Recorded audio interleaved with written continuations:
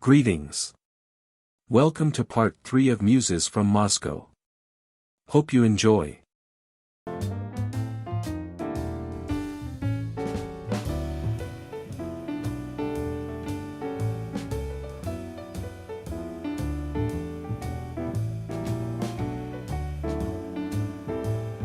Today, you will get to meet Jess.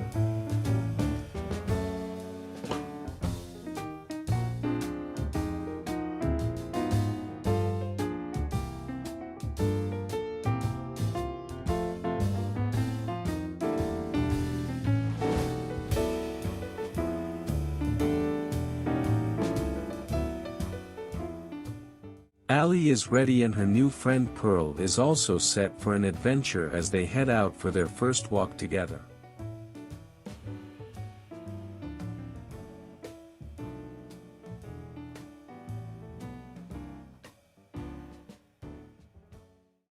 The Thursday walk. Allie woke up excited as she could hardly wait to team up with Pearl again in their planned weekly endeavor of cleaning up the alleys. She had been feeling especially good for the entire week and actually felt like she was getting back to normal.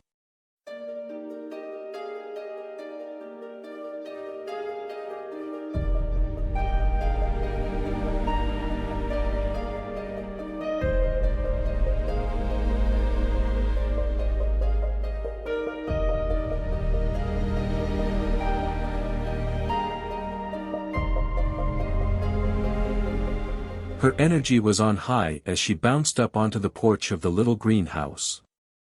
She heard loud music playing a familiar tune that she couldn't quite place.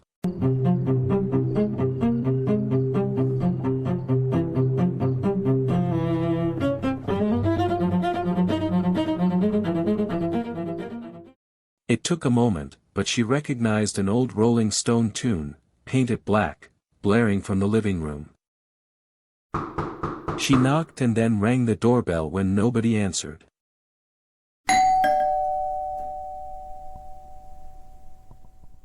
Pearl flung open the door and smiled before turning around and yelling back inside. "You deaf old buzzard. Turn down that goddamn music.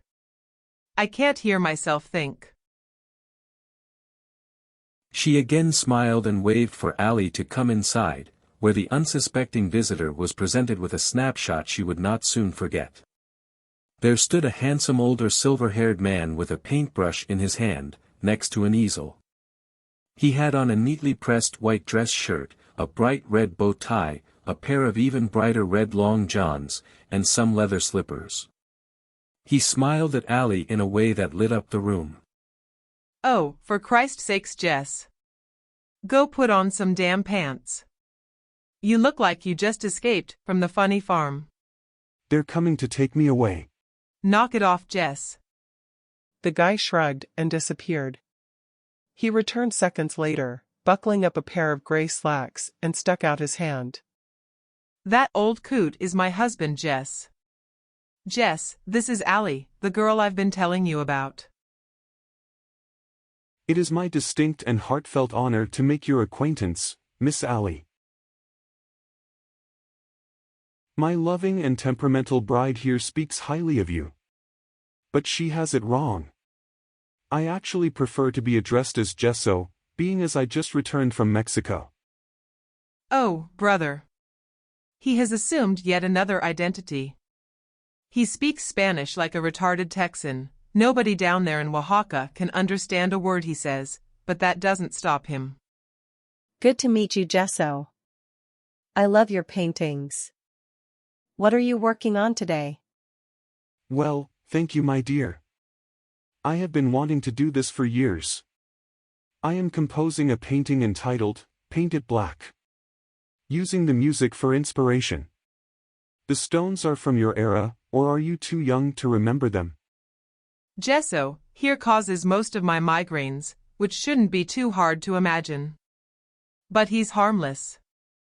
Weird and demented, but basically harmless." "Hey Allie. Could you go stand by my lovely flower for a minute?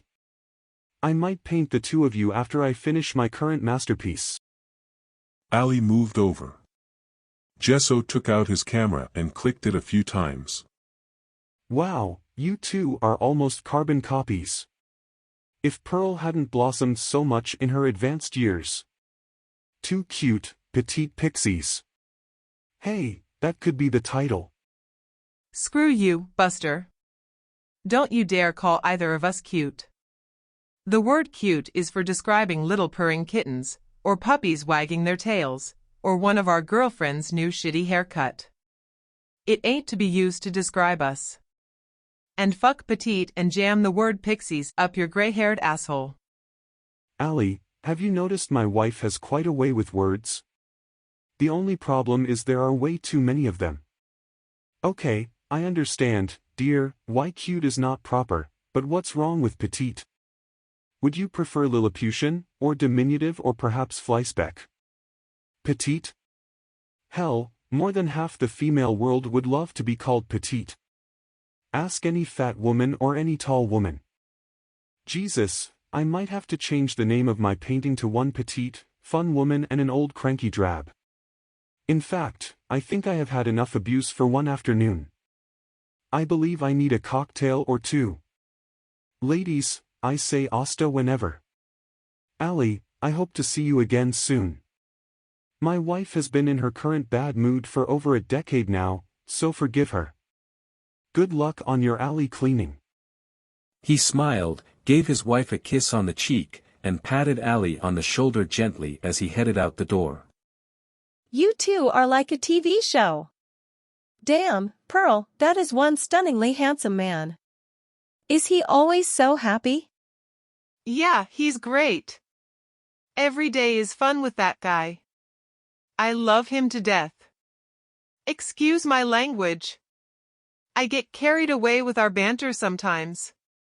I need my walking stick and after a snack and tea we'll head out. I made some raspberry scones this morning that Jess said were tasty.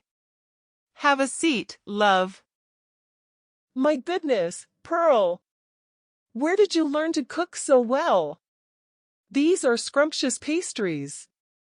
Just Betty Crocker books and Mom. Thanks, here have one more while I clean up. Don't be shy. I bake nearly every day. Jess loves pies.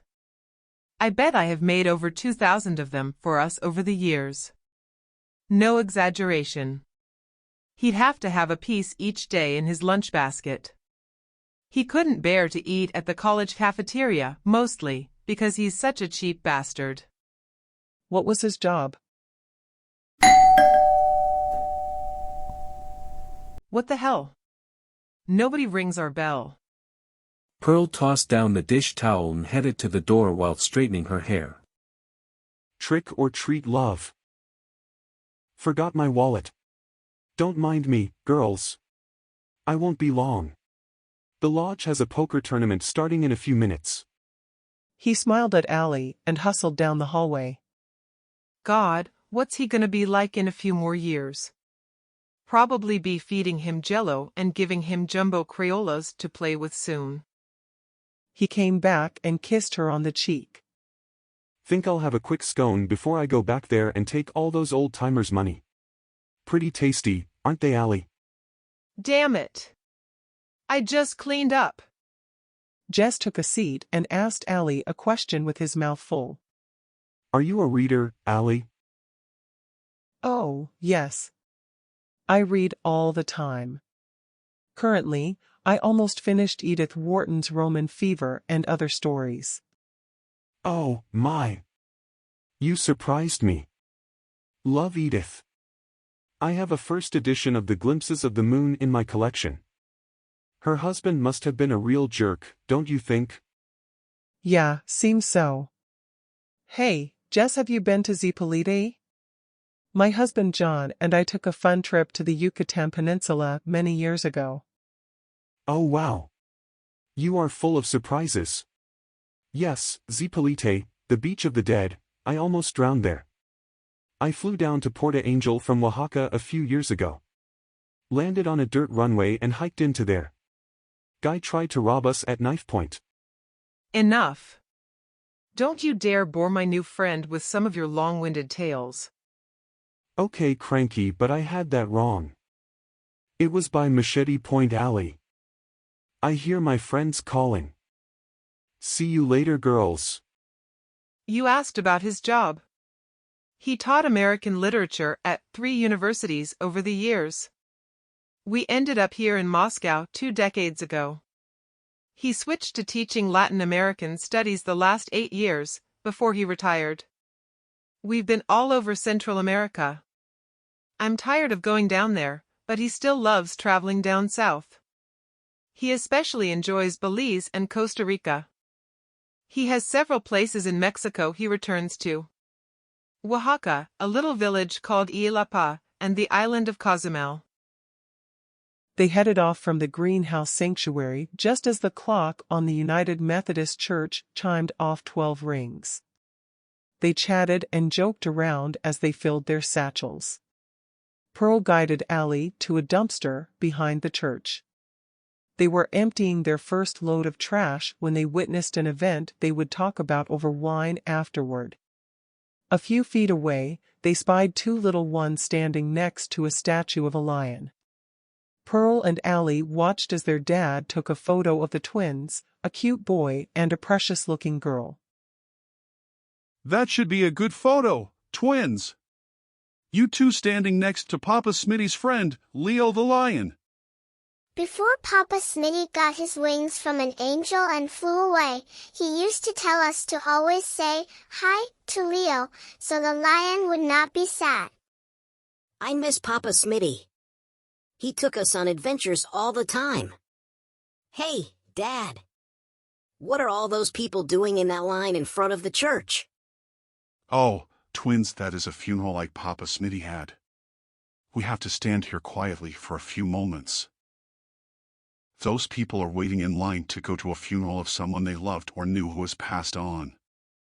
They will bring flowers, listen to pretty music, and hear stories about the special person who has died.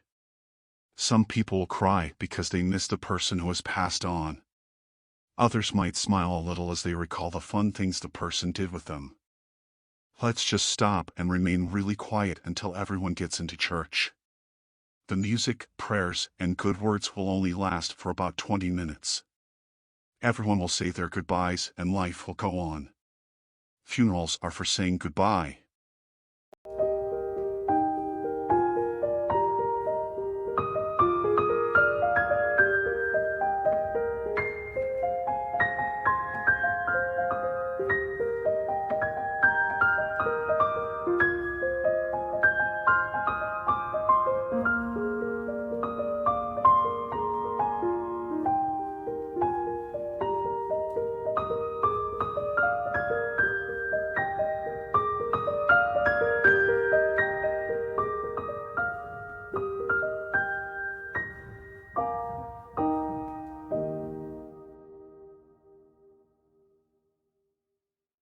So, twins, you did a great job by being so quiet and respectful.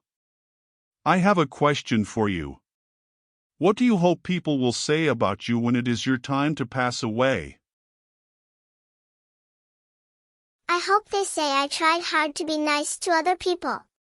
And I hope they say I sang lots of good, happy songs. I hope they say I played sports good, loved animals, and told wonderful stories. Daddy, how about you? I hope they say he tried hard to be a decent guy, raised super kids, and bought lots of ice cream. I think it's time to go get a big scoop in a cone. Are you ready? Pearl hustled over to them. Your daddy is wrong, twins. You kids deserve 2 scoops, not 1. Here's $5 for each of you, my treat. I knew your Papa Smitty. We were friends. No worries, Dad. Keep loving them so gloriously. He smiled at her shyly, tipped his cap, put the girl on his shoulders, grabbed the boy's hand, and they strolled off. Damn, Allie. Wasn't that something special to hear and see? Time to march on home and have some wine. Thanks for coming with me. I loved it, Pearl. Heck, we cleaned how many alleys? 2 dozen or so? That guy was like a dream father or something. And those twins. My goodness, now there is for real cute, right? No thanks needed. I enjoyed every second of this day. We are going to be great friends, Pearl. I think we already are.